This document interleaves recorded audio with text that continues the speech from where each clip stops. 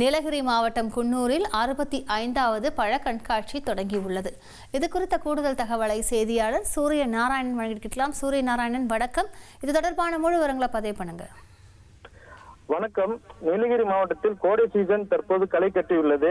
ஏராளமான சுற்றுலா பயணிகள் நீலகிரி மாவட்டத்தை நோக்கி படையெடுத்த வண்ணம் உள்ளனர்.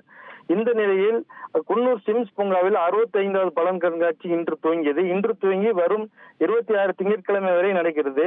இந்த கண்காட்சியை குன்னூர் சட்டமன்ற உறுப்பினரும் தமிழக அரசின் தலைமை கொறடாவுமான ராமச்சந்திரன் மற்றும் நீலகிரி மாவட்ட ஆட்சியர் ஆகியோர் துவக்கி வைத்தனர். இவ்வாண்டு பழ கண்காட்சியின் சிறப்பம்சமாக எலுமிச்சை பழங்களை கொண்டு பிரம்மாண்ட எலுமிச்சை வடிவமைப்பு, பலரச கோப்பை, கடற்கடை குடை, கார், பழ கேக், பழ ஐஸ்கிரீம், தொப்பி, விசில், கண்ணாடி, நீர் சறுக்கு மட்டை, கூடைப்பந்து மற்றும் இளநீர் போன்ற வடிவமைப்புகள் 3.8 டன் எடையுள்ள பல்வேறு பழங்களை கொண்டு வடிவமைக்கப்பட்டுள்ளது. மேலும் நீலகிரி பழங்கள் ஆகியவை கண்காட்சியில் இடம்பெற்றுள்ளன. மேலும் தமிழ்நாட்டில் உள்ள பிற மாவட்டங்களின் பல வகைகளை பறைசாற்றும் விதமாக பல்வேறு காட்சி திடல்கள் அமைக்கப்பட்டுள்ளது. இதில் கரூர், வேலூர், திருப்பத்தூர், கடலூர், பெரம்பலூர், திருச்சி, புதுக்கோட்டை, சிவகங்கை, தென்காசி மற்றும் கன்னியாகுமரி மாவட்டங்களைச் சேர்ந்த தோட்டக்கலைத்துறையினரால் பல்வேறு பழங்களை கொண்டு விதவிதமான உருவங்கள் காட்சிப்படுத்தப்பட்டுள்ளது.